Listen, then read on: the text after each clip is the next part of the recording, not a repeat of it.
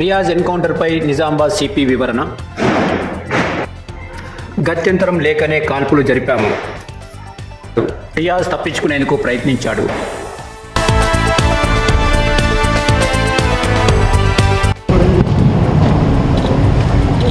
అందరికీ నమస్కారం. ఇవాళ ఒక అన్ఫార్చునేట్ ఇన్సిడెంట్ జరిగింది.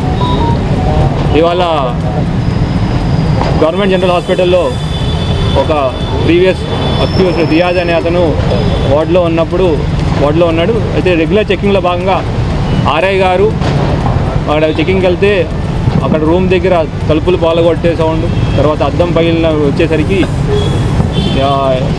ఇమీడియట్గా మెడికల్ సిబ్బంది ఇన్ఫామ్ చేసి ఆర్ఐ గారు, ఎస్ఐ గారు, ఒక కానిస్టేబుల్ గారు లోపలికి వెళ్ళి ఎందుకు ఆ సౌండ్ వస్తున్న లోపలికి వెళ్తే ఈ రియాజ్ అనే వ్యక్తిని అంత గోల చేస్తున్న వ్యక్తిని తీసుకెళ్ళి అతను బెడ్ దగ్గర కూర్చోబెట్టే ప్రయత్నం చేశారు. కూర్చోబెట్టే ప్రయత్నంలో కానిస్టేబుల్ గారి దగ్గర ఉన్న తుపాకీని లాక్కుని ఈ రియాజ్ ట్రిగ్గర్ ఒత్తడం మొదలుపెట్టాడు.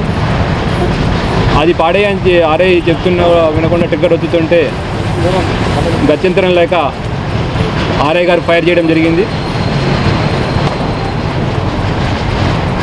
అక్కడి నుంచి అంత ఫైర్ చేయడం బుల్లెట్ ఇంజురీస్తో రియాజ్ ఆడ కింద పడిపోయాడు.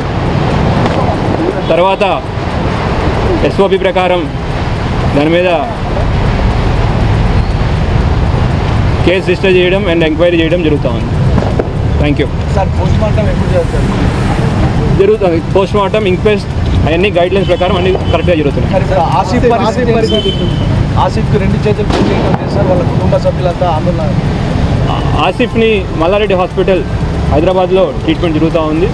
వాళ్ళ మార్నింగే 11:30కి ఆపరేషన్ జరిగింది. ఇంకొక సంవత్సరం పట్టేదా అతనికి అంతా సెట్ అవ్వడానికి సంవత్సరం దాకా పట్టే టైం. Thank you.